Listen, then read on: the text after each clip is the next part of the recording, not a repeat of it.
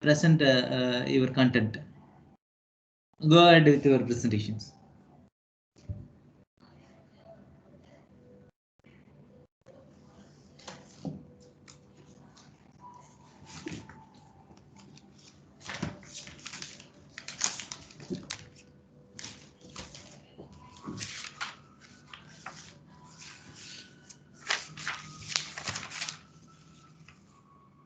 Yes, the third batch from Balamurugan from 19, 20, 21, 23, 24, 26, 27, 28, 29, 30. Yes, go ahead with your content. Good morning, sir. Good morning, everyone. Rohita here. Our teammates will present today the topic on sample programs and program analysis. So, Balmurugan will start with the basic commands that are required for writing a program. Balmurugan will present. Good morning, sir. Very good morning. So good morning, sir. So I just have, like it's loading, sir. I'm trying to share my screen. It is still loading. Just give me a second. Yes, yes.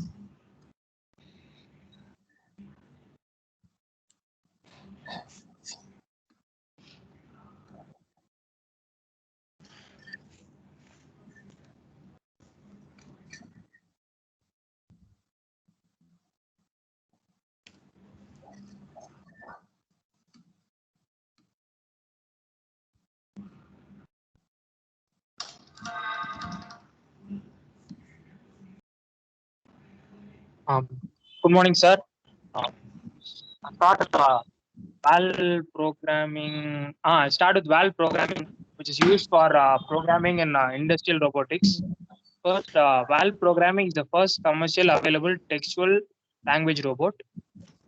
VAL language has an easy to understand syntax, and all the commands and communication with the robot consist of easy to understand word and number sequence. The usage of VAL provides point-to-point, join interpolated, and Cartesian motions.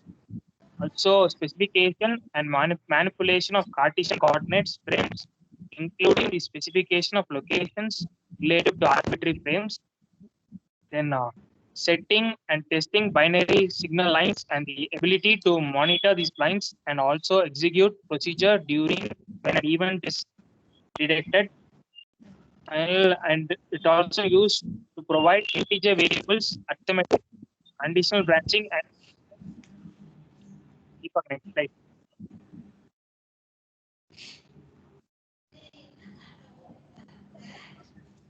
Next, some basic commands used in VAL programming. First, write Y. This command is used to change the robot configuration to resemble an human right arm. Next, left Y. This command is used to change the robot configuration to resemble a human left arm. Above, this command is used to make the elbow of the robot to point up. And the opposite below is used to make the elbow of the robot to point down. Next, Deepak.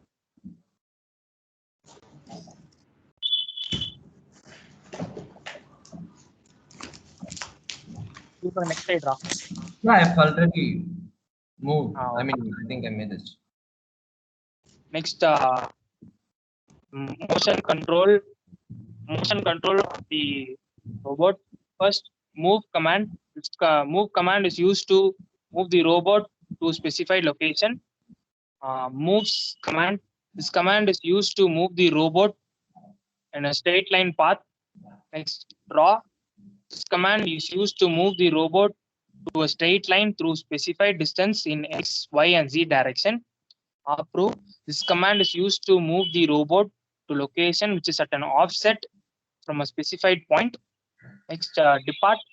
This command is used to move the tool along the current tool Z axis. Next, Approve S. This command is used to move the robot to location which is at an offset from a specified point in a straight line path. Next, depart S. Command is used to move the tool along the current tool Z in a straight line path.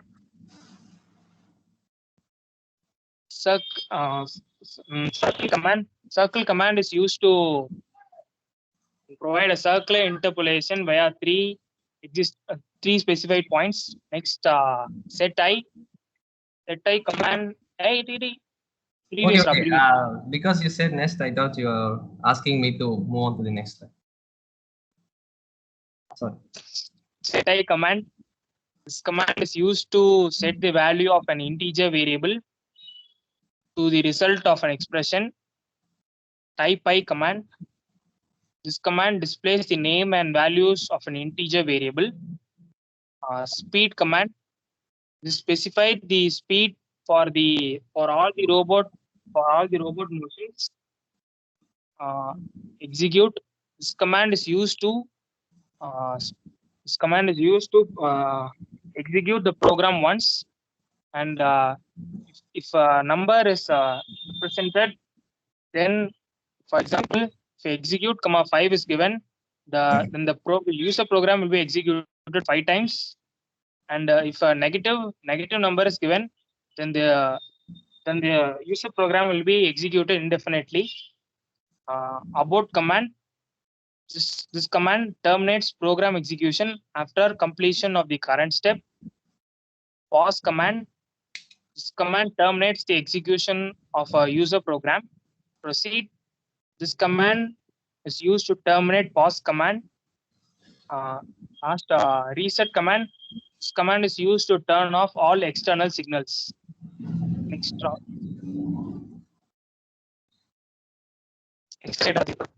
Yeah, I've changed it. Last slide. Open command. This command is used to open the gripper during the next instruction. Close command. This command is used to close the gripper during the next instruction. Open I. This command is used to open the gripper during the next instruction immediately. Close I. This command is used for closing the gripper during the next instruction immediately. Signal command. This command turns the signal on or off at specified output signals. Next and last, wait. This command is used to test the status of one or more external signal. Next, our group member Deepak. All right, so a very good morning to everyone. So I will just continue from what Balamurugan just did. So I would like to provide some example to those comments that Balamurugan previously mentioned. So yeah, here's one example, Open65. So yeah, I think this statement, it actually makes the gripper to move to 65 millimeter during the next motion of the robot. And we have another example, close CLOSEI, close I 40, and then this makes the gripper to close. This makes the gripper to close immediately to 40 millimeter. So here is another command, speed command. So it is actually used to control the robot speed by defining it. It can be actually the robot speed can be controlled in either of the ways. One is by defining a relative velocity, or it could also be done by mentioning the absolute velocity. So here we have two examples for the same command. So speed 70. Here the manipulator operates. So this command states, that, I mean, it makes the manipulator to operate at the percentage of at 70% of the specified speed of the initially commanded velocity. So it makes the manipulator to make sure that it operates at 70% of the initially commanded velocity. So another example, this is an example for relative velocity, speed 70, while the next one, speed 10 MMPS, it is an example for an absolute velocity command. So this statement indicates that the motion commands ought to be executed at a speed of 10 millimeter per second. So we have another command, drive. So this command can be used to change a single joint by a certain amount. So here's an example, drive 3, 65, 30. It takes in 3 parameters. So the explanation for the same has been given below. So this statement changes the angle of the joints by driving it 65 to 65 degree in the positive direction at 30% of the monitor speed. Yeah, so say a 65 degree is the second parameter and 30% of the monitor speed is the third parameter. So we have another command, align. So this command is used to align the tool or the end effector for subsequent moves such that its z-axis is aligned parallel to the nearest axis of the world coordinate system. So this is a do command.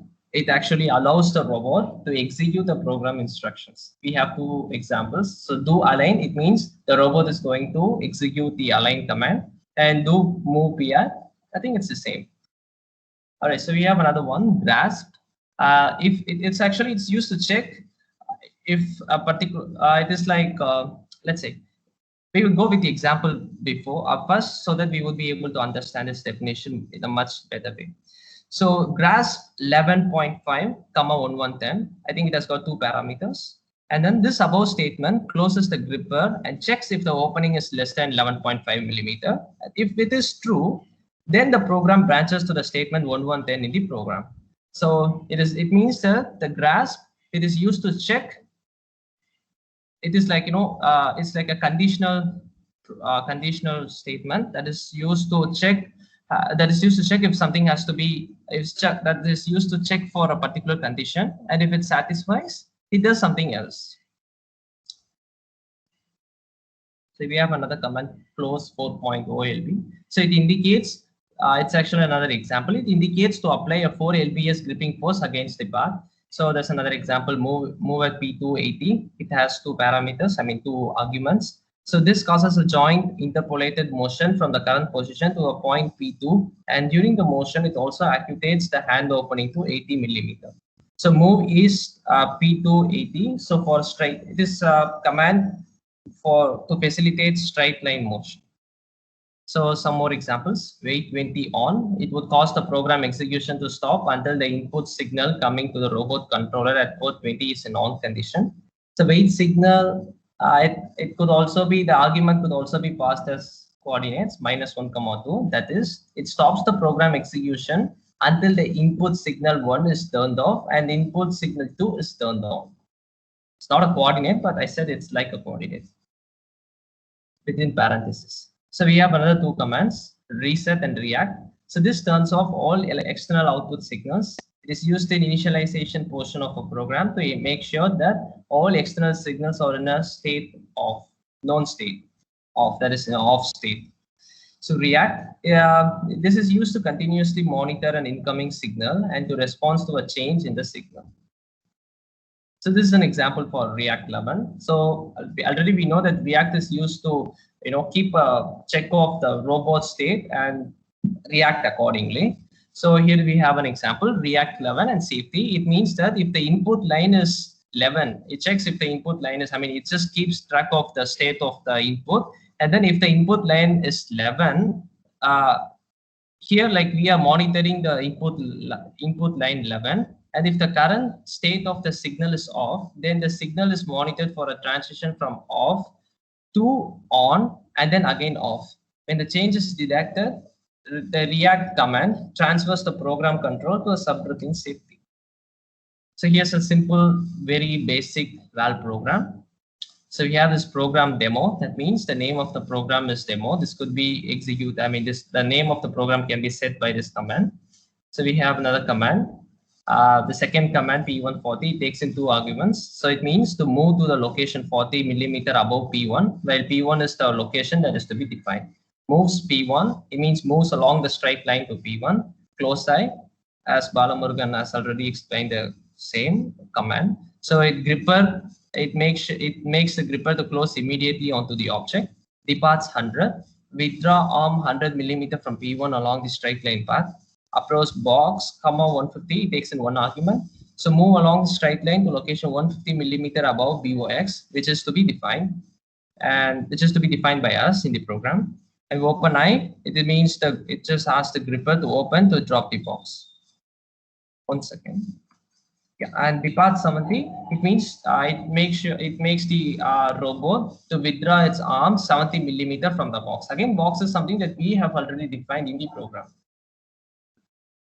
All right, so I think, yeah, that pretty much covers all the basics of the sample VAL program and other major commands that is used in VAL. So I would like to also give an example of a software. This is like, I'd like to give an introduction to this Epson or C+ software.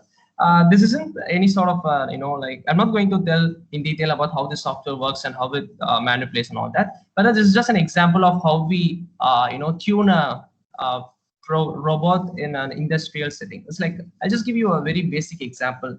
In case like how we use robotic simulators, like when we perform codes, like when we actually code the robot, like how we can simulate it, and all those. I would like to give an example. All right, so you can actually create a project. It has already this software has already got a couple of templates, but then I will just go with none because I'm just going to give a very simple explanation. I mean, simple code. So yeah, so this is my sample program. It has two functions. One is the main function, and then I have another function that I declared, that I've defined separately. So as when my program starts, it gets to the init robot function at first, and as it goes, it checks if the motor is on or not, and if it is, if the motor state is off, and then it turns it on. And then I've set the power input as high. I could also set it as low. And then I've set the speed as 50 and acceleration as 50 bar 50, 50.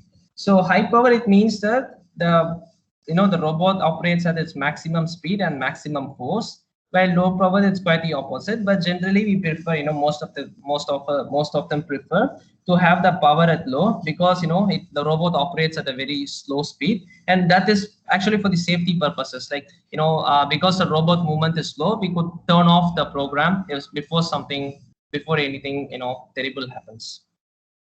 So about this point, and then after this function is executed, this goes back. I mean, it comes to this do, this loop, and then we have certain points, right? PT0, PT1. So yeah, next slide. I think it becomes clear after the next slide. So this is actually the simulation software. There's a screenshot of this simulation software. So this is a robot, and we have been writing code to perform some operations to this robot. And this is a simulation software. It means like when you don't actually have the robot with yourself, like when your computer is not actually connected to the robot, then we could actually use this computer generated virtual robotic simulators to check the code, like if the code runs perfect or not. If it doesn't, we could actually change the code.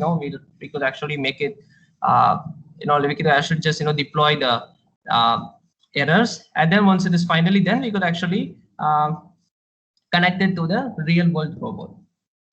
So yeah, so these points, I've already set the points, like PT points, and then I've already set the points and its coordinates. So, and then if here hand lefty or right, I've also set the which orientation and what is to be performed. I've set the x coordinates, y coordinates, z coordinates, and these points are actually referred to these points there.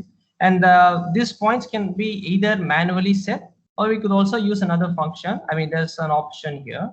If you could see this box, this is called a jogger, and this can be used to actually orient the robot to a particular coordinate. And once a coordinate has been set, it asks if you want to teach the robot to this point P3, and you could just set yes, and then you could manually give the labels, and all these 4 points are set. So now these points are added as a reference to our main program. Right. Let's just see how the simulation software works.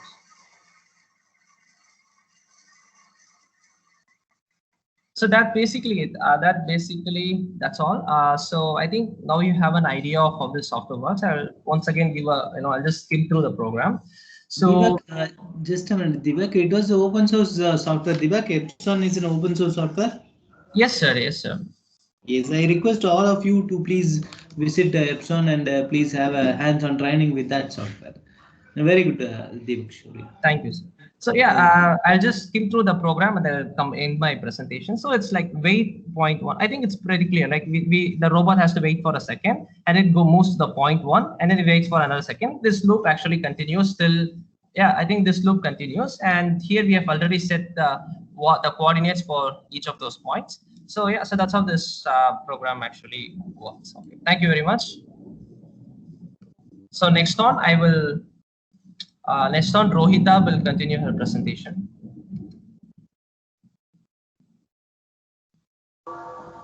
So good evening, sir. So good morning, sir. Good morning, everyone. This is Rohita, and I will be presenting topic on sample programs using led-through programming. So can you go for the next slide, Deepak?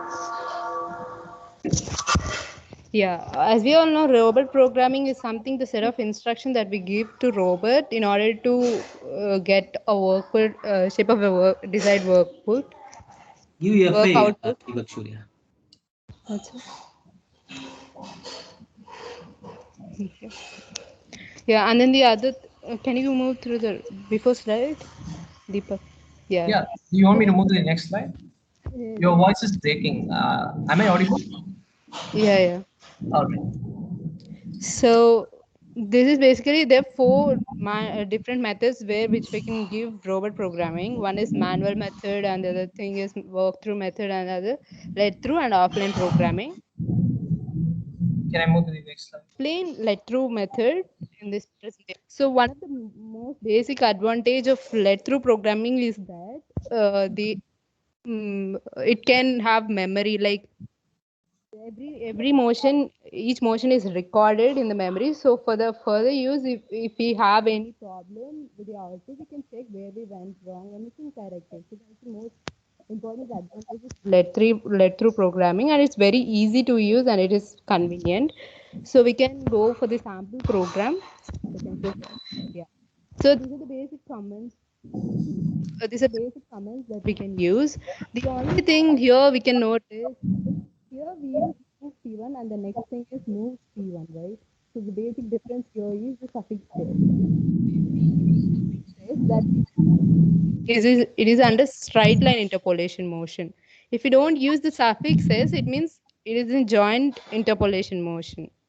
So that's the difference here. And then approach P1 10 means with the offset distance, it approaches a point P1. Depart 15 is with the offset distance, it departs the point P1. And the next thing is, yeah, you can move to the next slide. Yeah, already changed.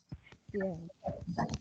So if we have to define the path one, here P1, P2, P5, all the paths have to be defined. The points have to be defined first before defining the path. So then we can define the path.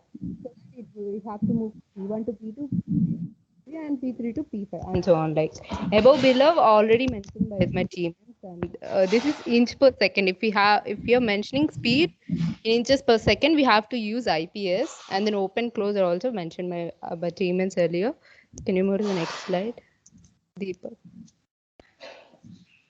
Yeah. Here, open I. Use I.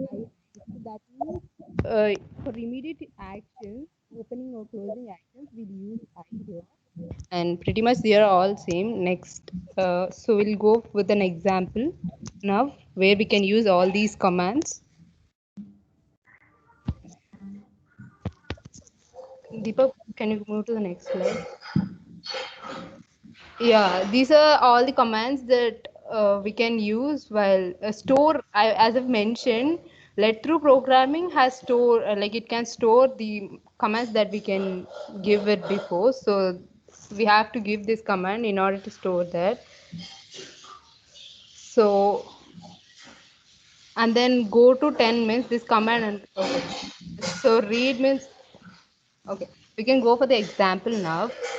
So this example is basically develop a program in VL2 command Puma robot to unload a cylindrical part of 10 mm diameter. Given diameter of cylindrical part is 10 mm, and it have to move from machine 1 positioned at P1, and it has to unload there. And then it has to load at machine 2 positioned at point 2. So also they've mentioned speed of a robot in motion is 40 inches per second. Means without unload, the speed should be 40. But if it is doing any unloading or loading operation, the speed should be 10 inches per second. Because of safety precautions, they have reduced the speed. So let's go on to understand how we should write a program. First, signal 5 is something which signals are one basic thing is in case of grippers, the signal is used to open or close the grippers. So first we have to open the gripper, that is signal 5. We have to open the gripper, that is signal 5. And then as I already mentioned, the speed of robot initially is 40 inches per second, like while it is not doing any unloading or loading operation. So the initial speed should be 40 inches per second. And then next open 100, the command that we should use, and then approach P1 with an offset distance of 50. Means it is approaching P1 with an offset distance of 50. So, and the next thing is speed 10 IPS means it is approaching P1. As you mentioned, for safety, speed is reduced to 10 inches per second. It is approaching P1, so speed should be reduced to 10 inches per second. And then we have to move to P1. And then we have to use the grass command. So basically this causes gripper to close immediately and checks whether the final opening is less than the specified amount of 10 mm. They mentioned 10 mm diameter, right? This is the specific amount. It checks whether it is less than that or not. If it is less than that, then it branches to the statement 100 in the program. Yeah, Deepak mentioned the same thing with an example of graph 11.5, 110 is the same, but here 10 mm is the diameter they mentioned there. And then it done the action unloading part here at machine 1. And then it has to depart from P1 in order to move to the next point, right? So we should use depart P1 with an offset distance of 50. And then while moving, it is the P1, so it can get to the normal speed, like the initial speed. So speed can be 40 here, and then it have to approach to point, that is P2. So it has to approach P2 50, and then speed 10 we should decrease because it is approaching point P2, and then we have to move to point P2. Below is something which is used to instruct the elbow of the robot to point down, so that it can so that loading takes place. Open ni means we have to use this is the immediate command that we use. And then above, and then depart P2. We have to do the loading part here, and then we should move from P2, away from P2. So that means depart and then stop the end of program, the end of the operation. And that's it from my side, and my the other teammates will continue with the other program examples, so that we will get a better understanding of how to use it. Thank you all. Thank you, sir. Thank you all. Yes, good. Go ahead.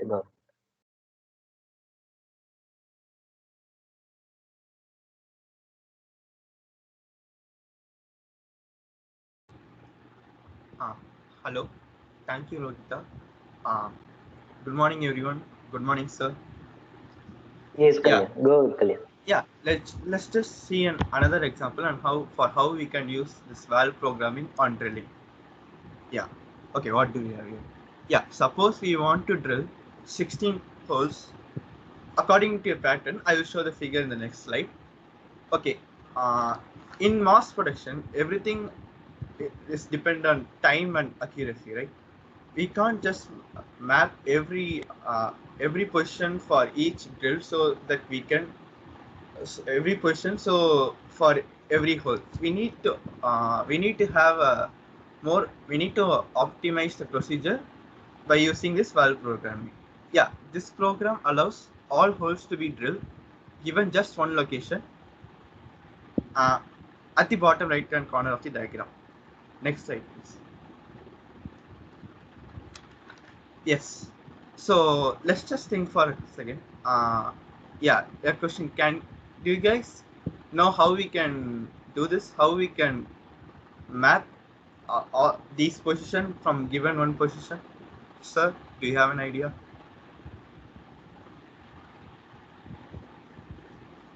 Sir?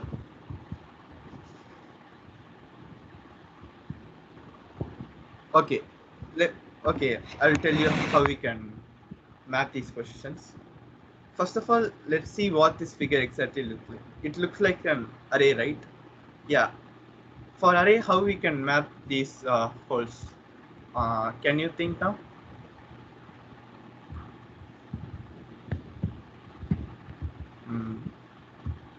Sir, do you have an idea? Can anyone tell me?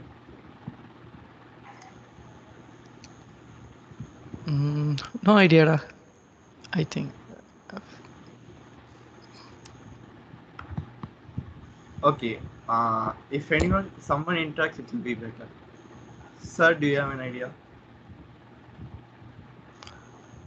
Okay. No okay. idea. You continue. Next slide, please.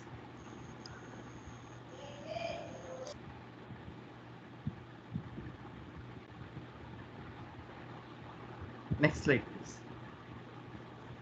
Okay, we can do that exactly by using for loop, like we did in our school. So these for loop like we use for loop for array like in our school. You can see that for I is equal to 1 and I less than 4, increment I, and for j is equal to 1 and j less than 4, we can increment. So we got all the holes mapped. So we have to just drill these holes. So we can call the drilling function, and here we can see the drilling function. This drilling function, these commands are explained before itself by my friends, but I'll just explain here. XM and YM, this will just move to the location where the holes are and drill. Here the speed command and depart command are given. Speed command is just instructs a robot to operate at 20% speed of the normal speed, and depart command just depart by a specified distance from its present position. Yeah. First, we are mapping the location of the holes.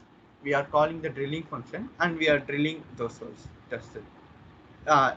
This will be really helpful in mass production. So we can drill all the holes from just knowing location of one point. Yeah, that's it. Thank you. This is one example for drill. Thank you. My friend Siddharth will continue.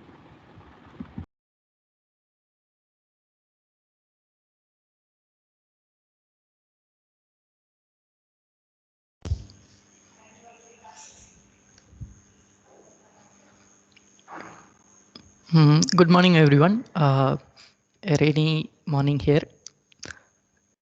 So now we will see a program, an example program in how to. Am I audible? I'm audible, Yeah, right? yeah. Okay. Now we will see the example program for palletizing items. Next slide, please. Okay. So this is the question. This program is for palletizing operation. The robot must pick parts from an incoming chute. It means like a conveyor item will be there. From the conveyor, items will come and deposit on the pallet. We should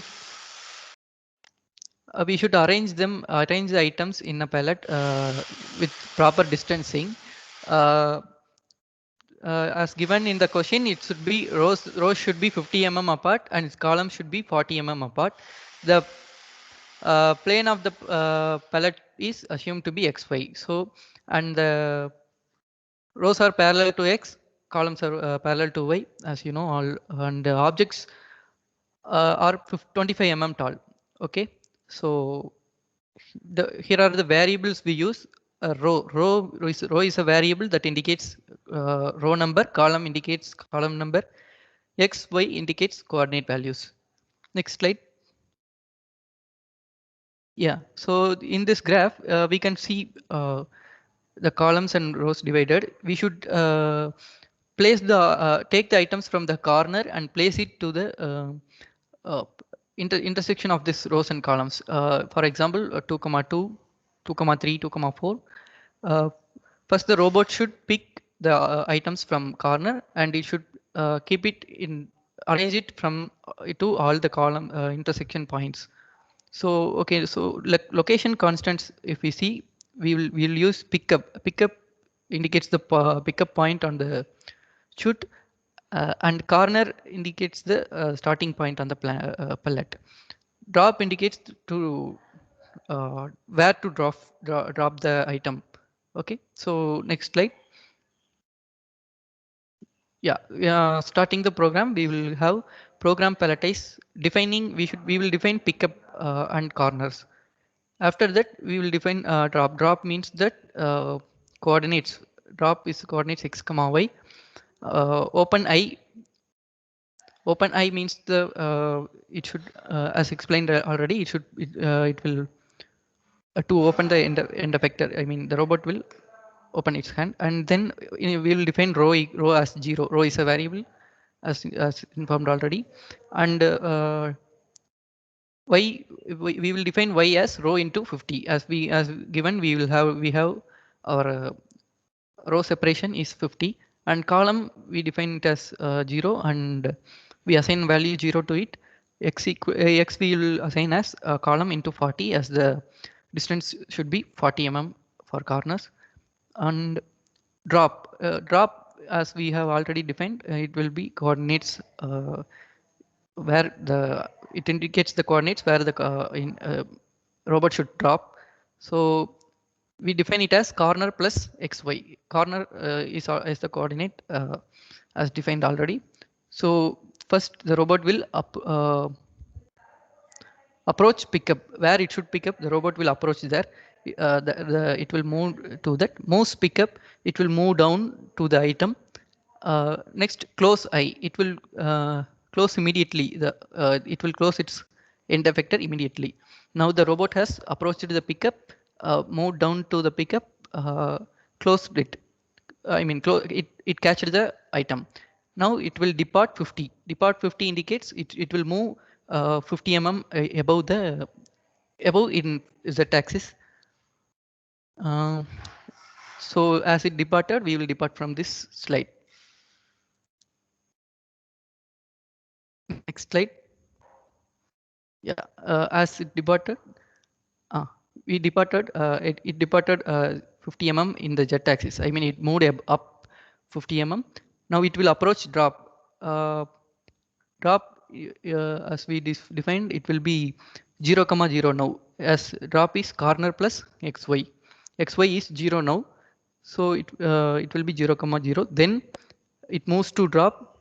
Moves to drop means it approaches drop, then moves to drop, moves down. Open eye opens the end effector. Now depart drop. It left the item, so it will move up again. Now that's all. Why we have successfully placed the first item.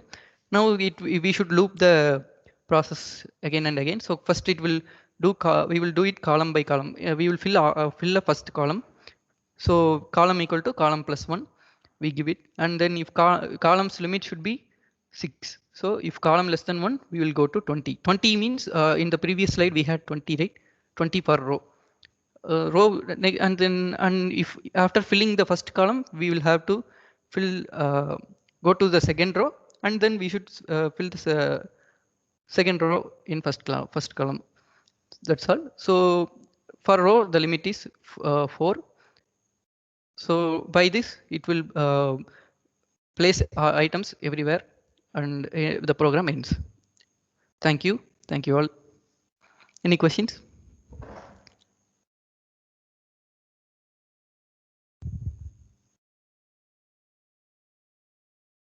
Yeah, Okay. no questions. You go ahead. Yes, sir. Thank you, sir.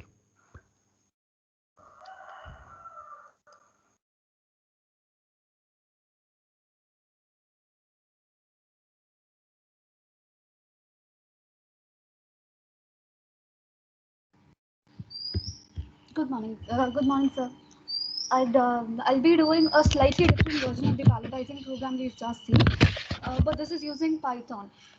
So the basic concept is that I'll try to show a sample code by breaking up the program into smaller structures. The main program is the picking and placing of multiple objects based on their color and shape, but the program I'll be showing would be of a particular code, particular color, the color blue, so it will be simpler and easier. Next. We have certain requirements for running the program. The first of which is a gazebo simulator. This simulator is a warehouse environment with an industrial robot.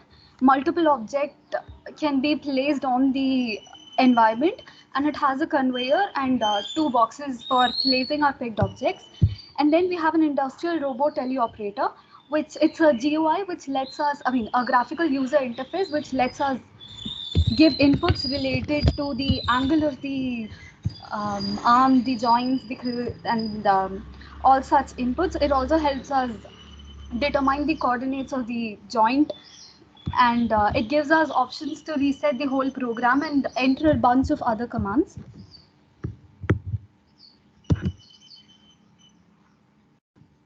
Next. So our basic dependencies are is a thing called robot operating system. It contains it's a robotic middleware which has open software for developing robot applications, and then it has Gazebo for which is a physical simulator, and then MoveIt that integrates collision checking, manipulation, motion planning, and it has 3D perception capabilities. Next. Next. The main reasons we use these APIs is because it helps in object visualizations. For example, when we start an environment in Gazebo, the whole environment will be empty except for the robot. So it will be empty except for the robot. We'll have to manually add objects so that we can prevent motion collisions and all other things using MoveIt. And then the other reason is obstacle avoidance. After we add objects into the planning scene, the MoveIt will take care that it'll plan the trajectories in such a way that there won't be collisions. And the other thing is pick and place. MoveIt also provides pick and place functions with a great ease and efficiency. And our object in this particular program, our object lists our colors or boxes and objects of different colors and shapes. We have a yellow box, red box, blue box, and then cylinders, all that. And our target are their respective colored boxes.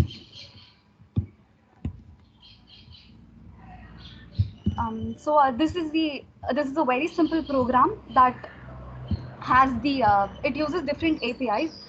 I can explain some of the basic ones. For example, we have a get object list that returns the name of all objects in the environment, in our code, in our all our input and output codes. And then get target list returns the name of all targets. We have similar functions to control the roll, pitch, and yaw of each step. And then robot movements can be controlled with functions like move joint arm, move joint hand, and then there is another reset function. So this particular program is just to find and place blue color boxes. We given the width and height of the box, and then it takes those measurements, and it makes sure that that object can be placed into its respective box. All these APIs have their functions which are already inbuilt, so the coder doesn't have much, a beginner coder wouldn't have much problem learning the system.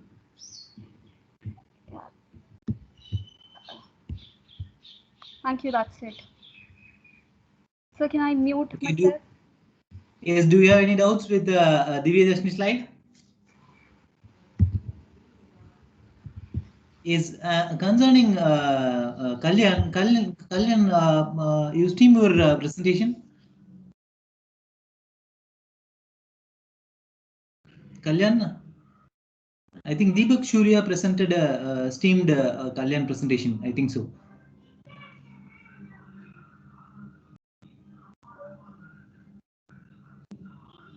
Yes. Hello, sir. Yes.